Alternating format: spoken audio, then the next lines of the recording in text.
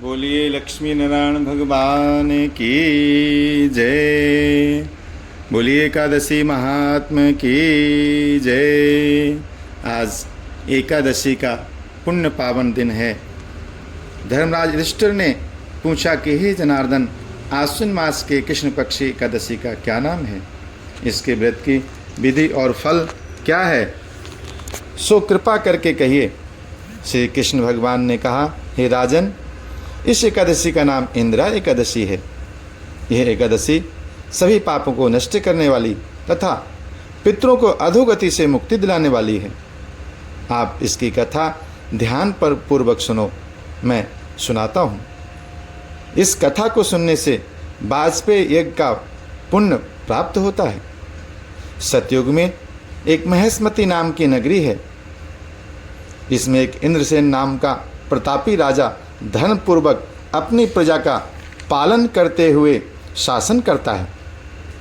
वह राजा पुत्रों, पौत्रों और धन धान से संपन्न तथा भगवान विष्णु का परम भक्त है।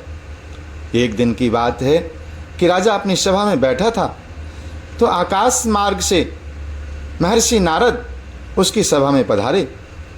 राजा उनको देखते ही हाथ जोड़कर खड़ा हो गया और विधि पूर्वक उन्हें आसन और अर्घ प्रदान किया और ससम्मान पूर्वक बैठाकर उनसे प्रार्थना की कि हे प्रभु, आपकी कृपा और आशीर्वाद से मेरे यहाँ सब कुछ आनंद में चल रहा है। हे परमात्मा, मेरे लिए क्या आदेश है? ये सुनकर नारद जी कहते हैं कि हे राजन, आप बड़े ही शतोगुणी हैं और धर्मपूर्वक राज करते हैं, लेकिन आपके सातों अंग कुशल पूर्वक तो हैं। तुम्हारी बुद्धि और धर्म में और तुम्हारा मन भगवान विष्णु में रमा रहता है। देवर्षि की बातें सुनकर राजा ने कहा, हे देवर्षि, आपकी कृपा से मेरे राज्य में सब कुशल मंगल है तथा मेरे यहाँ यज्ञ कर्मादि सब सुकृति हो रहे हैं। आप कृपा करके अपने आगमन का कारण बताइए। तब नारद जी कहने लगे, हे राजन, आप आश्चर्य देने वाले मेरे वचनों को सुनो। मैं एक समय ब्रह्मलोक से यमलोक को जा रहा था। वहाँ श्रद्धापूर्वक मैंने देखा, यमराज से पूजित होकर मैंने धर्मशील और सत्यवान धर्मराज की प्रशंसा की।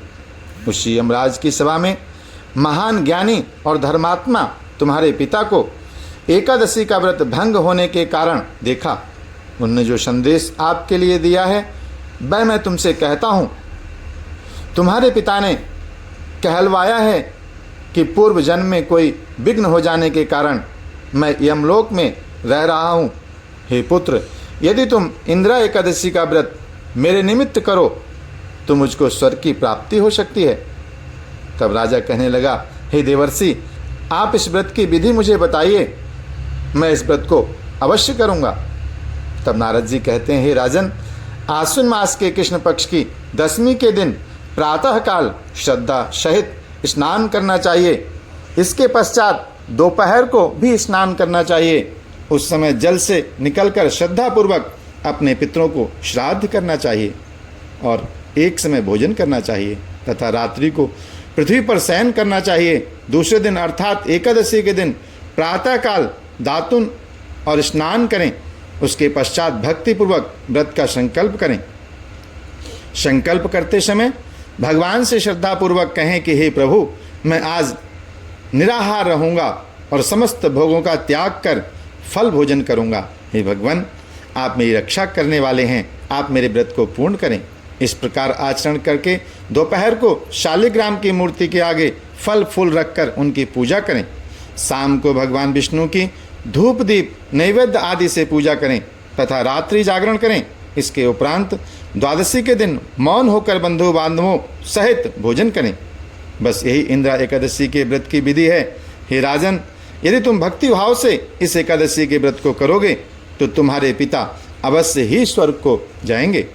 देवर्षि नारद राजा को यह उपदेश देकर अंतर्ध्यान हो गए। राजा ने इंदिरा एकादशी के आने पर बंधु बांधवों और दरबारियों सहित इस एकादशी को किया।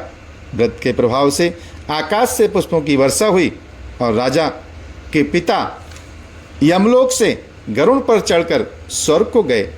राजा इंद्रसेन भी एकादशी के व्रत के प्रभाव से इस लोक में समस्त सुख भोग कर अंत में स्वर्गलोक को गए। भगवान श्री कृष्ण ने अंत में कहा कि हे धर्मराज युधिष्ठिर, यही इंदिरा एकादशी का महात्म्य है। इस कथा के पढ़ने व सुनने मात्र से ही समस्त पाप नष्ट हो जाते हैं और अंत में स्वर्ग की प्राप्ति होती है। बोलिए लक्ष्मीनारायण भगवान की जय। बोलिए एकादशी महात्म्य की जय। ओम कृष्णाय वासुदेवाय हरये परमात्मने प्रणतः क्लेशनाशाय गोविंदाय नमो नमः।